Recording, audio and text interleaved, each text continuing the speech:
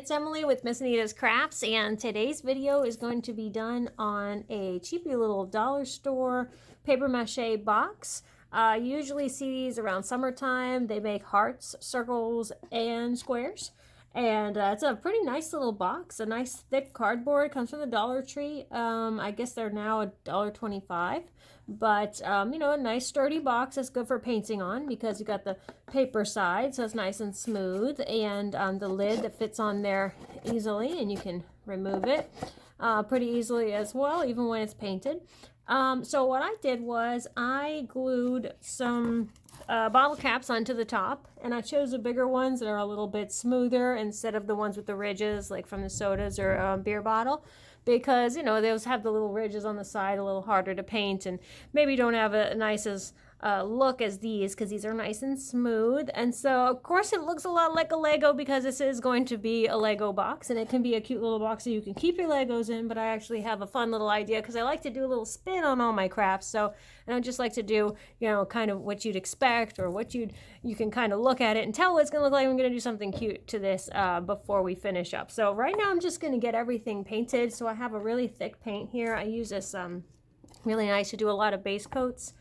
I use this, this comes from Blick Art Supply, if you don't have one near you, because I don't think these stores are everywhere. We have a tiny one here in my area, but if you can't go to the stores, you can always buy this stuff online. They have a catalog online. But this is just a nice base coat because it's really thick, and it's just a huge bottle. So you're probably going to need a couple of coats to cover over your bottles. You know, you don't have to use the Starbucks ones or anything like this. It's a good size, but you could also use something from a gallon of milk or whatever.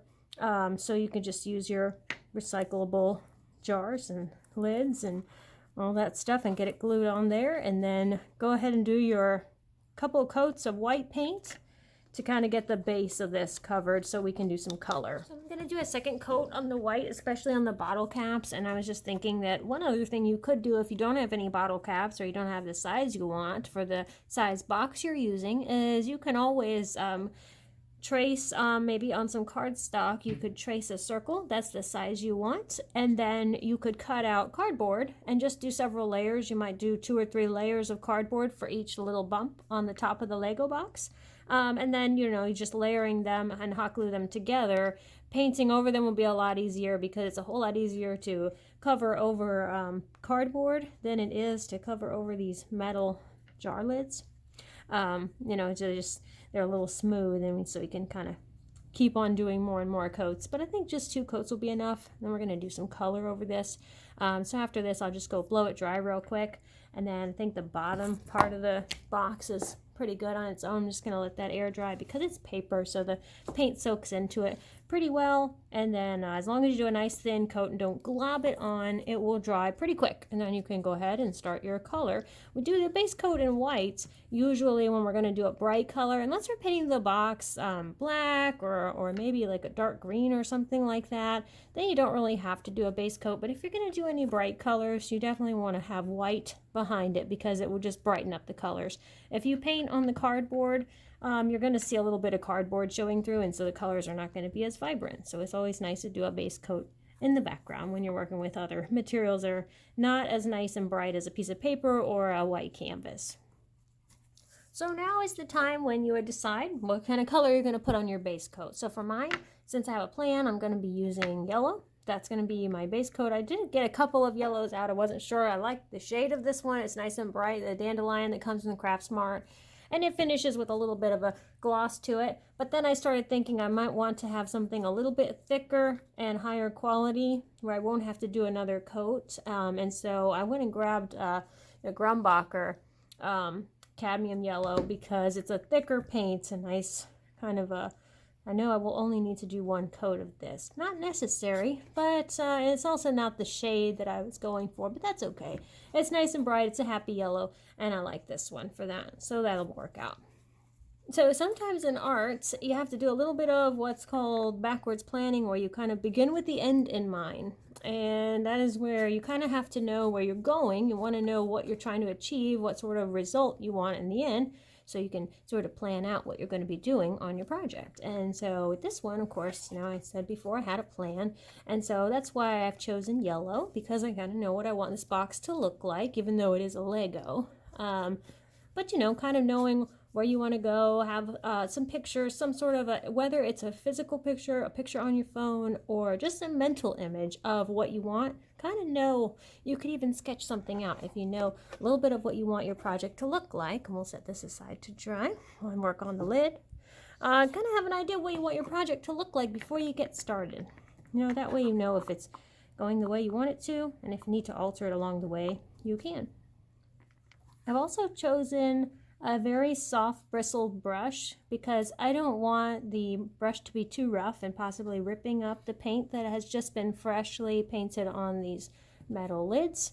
Because they're shiny and smooth and non-porous, there's a chance that because this paint is still fresh and it hasn't had time to set, it could be a little tacky and it could pull up if I use a rough brush that's going to be kind of tearing at the paint a little bit. So I want to make sure what I'm using, especially for when I'm going in between and getting all in these little, you know, edges of the lids, I want to make sure I'm using something soft that's not going to be too rough and pull anything up off of the painted surface. A lot of kids will choose brushes here at the studio based on the color of the handle.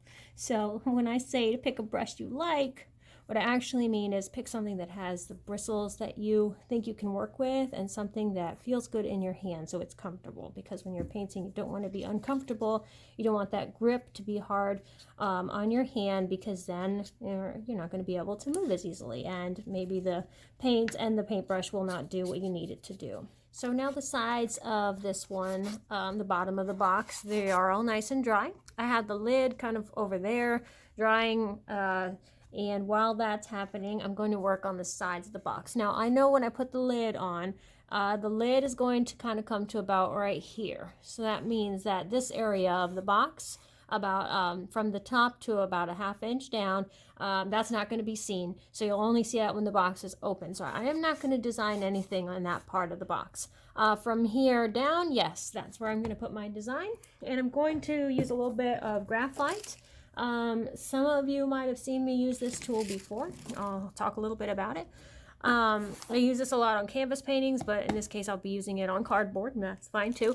This is a pack that I buy. I get it at Michael's, Craftsmart brand, and you get 2 big sheets in this pack, and I can't remember if it's $7 or $8 or $9, but it's a, you know, it seems a little expensive for what you're getting, but then you get 2 sheets that are 18 by 24, so you can easily cut those in half, and then you have 4 sheets of 9 by 12, which will fit on a, you know, a pretty commonly sized canvas.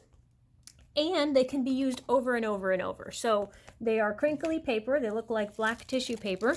One side has this kind of gray, blotchy look, and the other side is dark, and that has the actual graphite that gets rubbed off. So it's just an example, if I could just show you really quickly.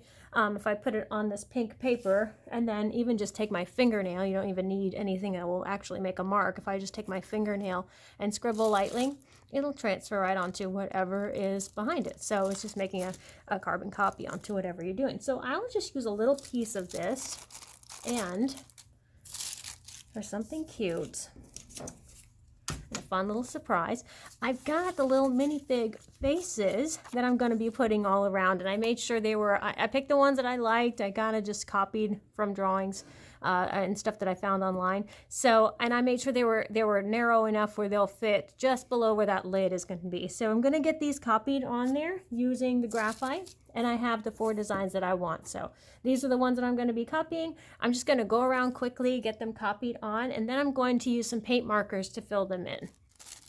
So really quick, you would take the dark side of the graphite, you would put it down on the area where you're going to work. You're going to put your image that you're copying on there. Make sure it's lined up right where you want it.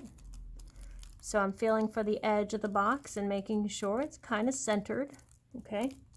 And then you could use anything. You could use a plastic needle. You could use a pencil. You could use, even a pen that doesn't write. That would be fine.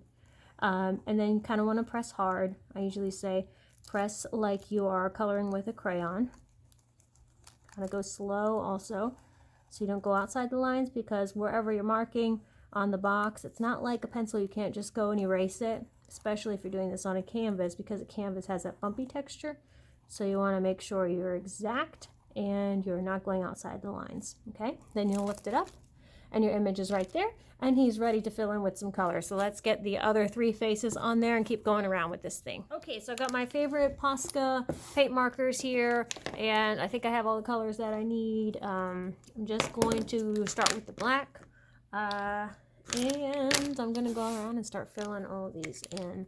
So this guy has black eyebrows. This just colors so well. I thought about doing it with a Sharpie, but you know, this comes out with a nice bright color. His eye needs to have white in the center, so I'm going to leave that there. So I could do white. That just comes out really nice and solid, and it even has a little shine to it, so I like that better than Sharpie. So we'll do all this area. His teeth need to be white. I'll kind of speed through the rest of them, but just so you can see how quick and easy this is to do. Alright, that's going to be for his teeth, and this whole other area, just color it in. Sometimes you need to go a little slow with your paint markers, and just kind of go in little spirals, little circles as you color, so it doesn't skip, or also so it doesn't snag on anything. Sometimes it could snag on the canvas, or in this case the cardboard, and if it kind of grabs a rough spot and then just kind of nicks it as it goes, it can splatter a little bit, so be careful of that. Alright, and the rest of this guy has white, and then we're just going to go around and quickly do the rest of them. There we go. Careful not to get it in the white, or the wet part of the black, just in case. Alright, teeth. I don't want his teeth to be yellow. Alright, and then we'll just kind of quickly go around and do the rest of this. Alright, I'm going to pop the little lid on, and that's it. What you could do if you wanted to, if you were worried about the faces getting scratched or something getting stuck on there, or maybe if you're worried about these lids getting scratched because they've got, you know, the smooth surface underneath, you could always spray it with something, or brush something on there like a varnish or a Mod Podge or any kind of a sealer that will kind of keep it protected. It's more cute and kind of functional. I mean, I wouldn't be too rough with it. If you're, you know, kids are going to use it to store their Legos or even their little mini figures, those can go in there and kind of keep them off the floor and in one spot. But I think it's a really cute way to store your stuff, and also just you know, a fun way to kind of repurpose some recyclable items, and also use these little cute paper mache boxes that are so easy to find. So I thought this was a really fun one. You can also customize and kind of figure out what kind of faces you want on there. If you have certain little faces you're trying to copy, you can easily just sketch them onto a little piece of paper like I did, and then use your graphite, or even print these. You can, I'm sure, find a whole bunch of faces online and blow them up to the size you need, and then just use your graphite to transfer them on. They're super easy and really cute.